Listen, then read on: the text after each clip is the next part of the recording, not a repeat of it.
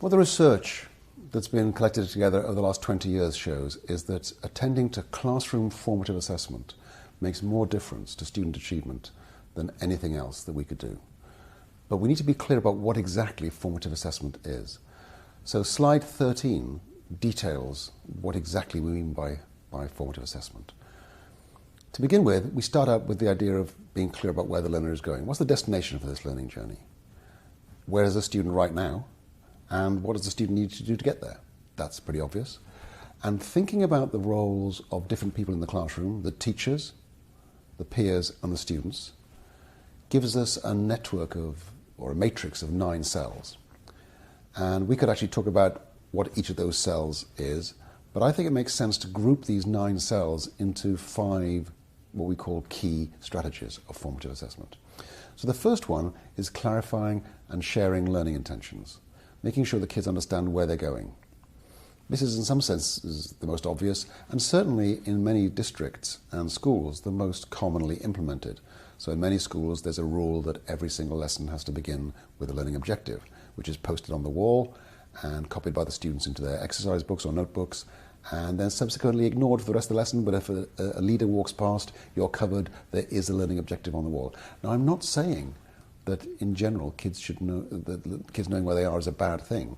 What I am saying is that doing this all the time with a narrow objective is actually counterproductive. Sometimes you don't know where the kids are going. Of course, if I'm getting kids to balance chemical equations, I want every kid doing it the same way as I do. But if I'm getting kids to react to a poem by D.H. Lawrence, it's fine if kids take it in different directions. Some kids will take it off in one direction, other kids will take it off in a different direction. That's fine. I don't have a single goal. I have a whole horizon of goals for the class. So sometimes you can't be precise. Sometimes it's not smart. Sometimes telling kids where they're going spoils the journey. For example, in math, I might be using some problems where the key realization is that triangles with the same base and the same height have the same area. But if I tell kids that we're doing problems involving the area of a triangle, then I've completely spoiled the activity, because now I've made a problem into an exercise. So sometimes it spoils the journey. And thirdly, sometimes it just gets boring if every single lesson starts off with an objective. And we've done interviews with students and they say it's just really boring. So sometimes they say, can't we start off with a question or an activity? So what I'm talking about here is variety. Of course, children should in general know what the aim of the lesson is, but sometimes the best way to do that is to stop a discussion halfway through the lesson and say, where do you think this is going? The other thing about teachers' lesson planning is that usually the lesson objectives are rather too precise. Shirley Clark gives the following example. The class is working on an objective to understand the impact of sugar production on sugar producers. And of course they work on this and they do very well on the test at the end of the topic because they've been focusing exclusively on sugar production and sugar producers. What Shirley Clark points out is that a better intention would have been to understand the impact of production on producers, and to understand that the context of the learning is sugar production, but the success criterion is, can you apply this knowledge to a different context, like banana production? The really important thing is that students should be able to take knowledge away from one context and apply it in another. The second strategy is about eliciting evidence. It's not just questioning, it's all the ways we find out where students are in their learning. So it's engineering effective discussions, activities and tasks that elicit evidence of students' achievement. It's not just questioning. PE teachers might ask kids to do a forward roll or a pike or a tuck on the trampoline. It's about all the ways you find out where kids are in their learning. And even in academic subjects, asking a question can sometimes close down the dialogue.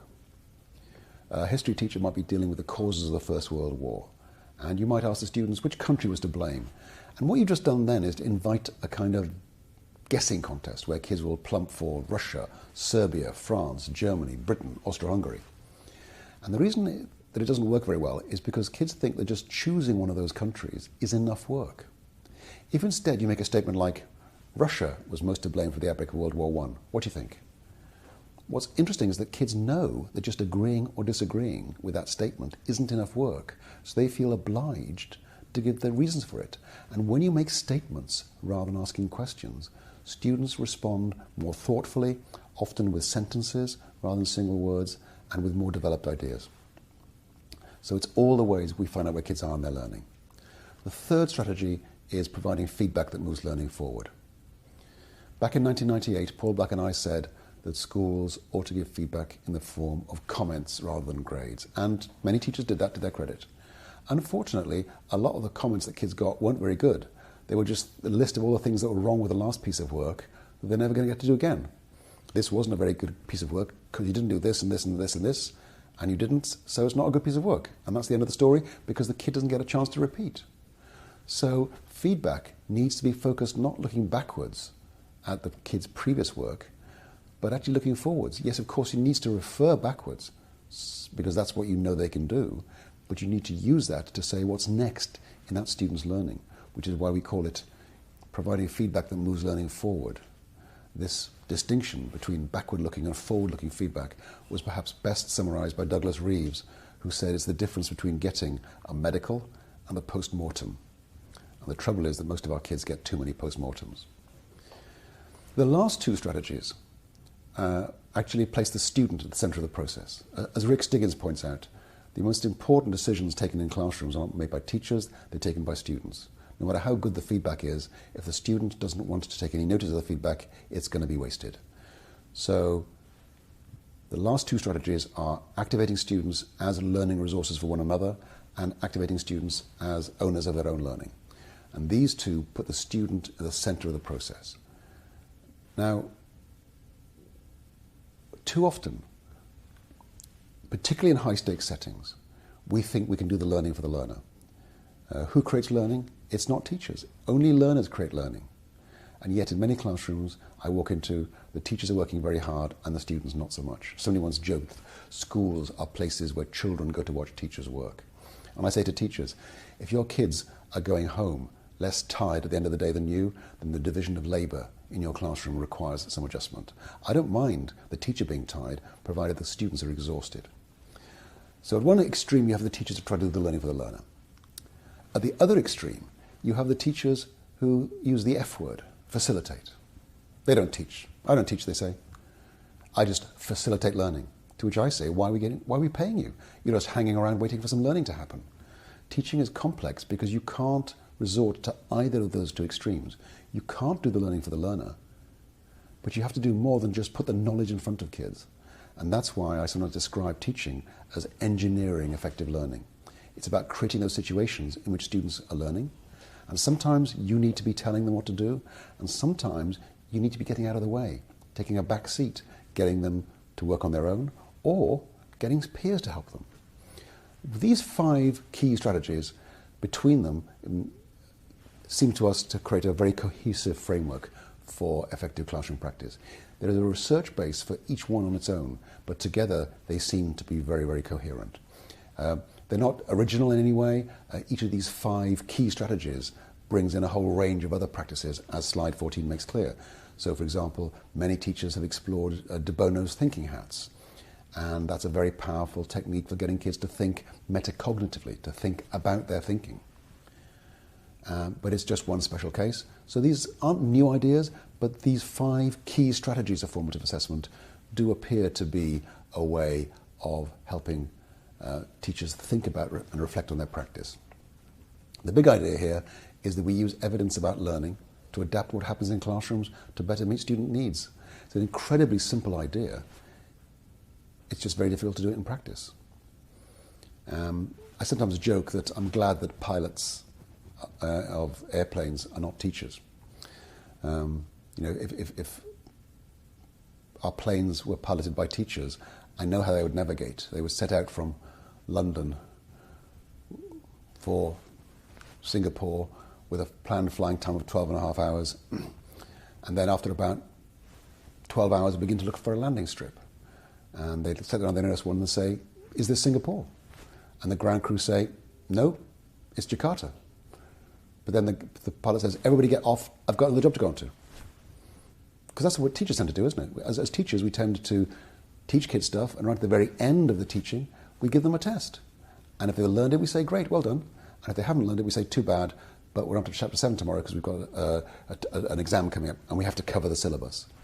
So all I'm suggesting is that as teachers, we should do what our pilots do all the time, which is to think of the educational task as we do in slide 16 here. A good teacher establishes where students are in their learning. Where are we starting out from?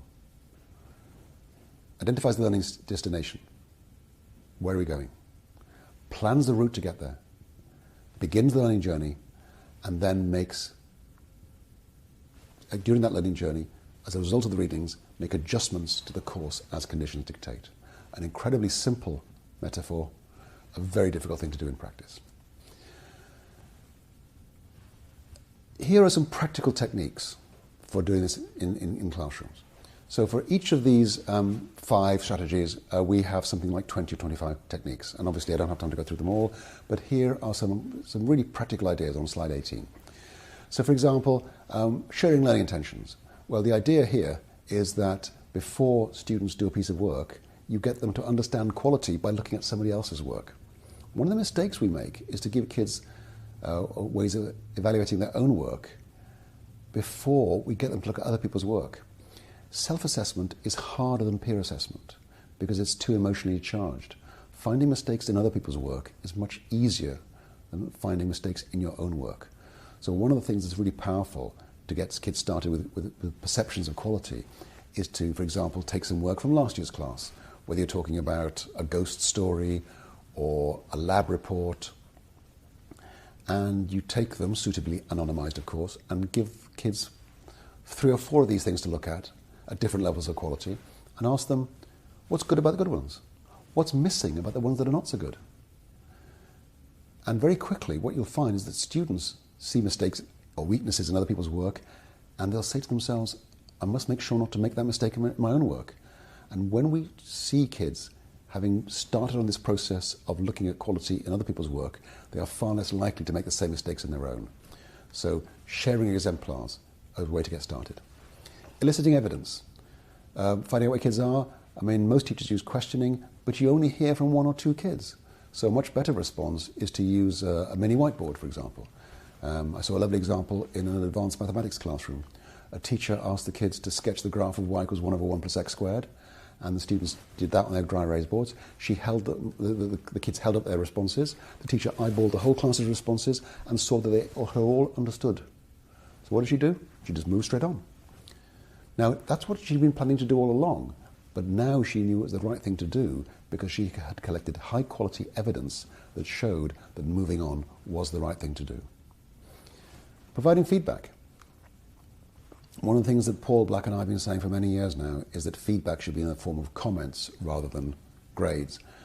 But it's still quite hard to get kids to read the comments. One teacher that I did some work with in London, Charlotte Kerrigan, tried something different. She's an English teacher, and she's been giving kids comments rather than grades for many years, but she still wasn't happy with the amount of attention the kids were giving to these comments. So she tried a new idea. The kids had done an essay on Shakespeare, and rather than writing her comments on the notebooks where the kids had done the essays, she wrote them on strips of paper. And each group of 4 students got back the 4 essays and the 4 strips of paper, and their task was match the comments to the essays. Students owning their own learning. This is a technique that I've seen used very effectively in an advanced mathematics classroom. So every kid has a set of 3 coloured cups nested in one inside the other, green, yellow and red. And at the beginning of the lesson, the green cup is showing. If the student thinks the lesson is going a bit fast and they'd like the teacher to slow down, they show the yellow cup. And if they want to stop and ask a question, they show the red cup. Of course, why would anyone show red and say that they want to ask a question? Well, in this classroom, the rule is as soon as one kid shows the red cup, the teacher picks another student at random, and whoever is chosen has to come to the front of the class to answer the question being posed by the kid who showed red. This teacher describes what she's doing as converting her classroom into one gigantic game of chicken. And her current problem is the kids are stopping the lesson all the time. They're saying, I don't get it, miss. Isn't that a great problem to have? Another use of the coloured cups when kids are doing individual seat work. Green, I'm okay. Yellow, I have a question, but it's not stopping me from working. Red, I'm stuck. I can't make any more progress until somebody comes to help me. And just using these very simple techniques, teachers have been able to triage their time in classrooms and make much more efficient use of the time they have available. And finally, students as learning resources for one another, a pre-flight checklist. So, for example, science teachers often have a long list of things that they require to be in place on lab reports. You know, there must be a title, there must be underline, there must be a margin. And the idea is that there's a checklist of all these things, and before I can hand in my work, I have to get my buddy to check my checklist. So they have to sign off that I've done all the things that are on the checklist. And so I show my work to my buddy, and he signs off and checks that I've done all these things. And once he says that they're okay, I can turn this assignment in. Now, if there's anything on the checklist that isn't right, then it's my buddy that gets in trouble, not me, because he let me down. It's about helping kids help each other improve their work. That's 5 of these techniques. We have a list of over 100 of these techniques. The danger is that we actually flit from one to the other, trying each of these techniques without getting any detail, any kind of solid, really entrenched practice in any of them. And so in the final session, I'm just going to talk a little bit about how you can support your colleagues and how your colleagues can support you in putting this into practice in your own classrooms. Thank you.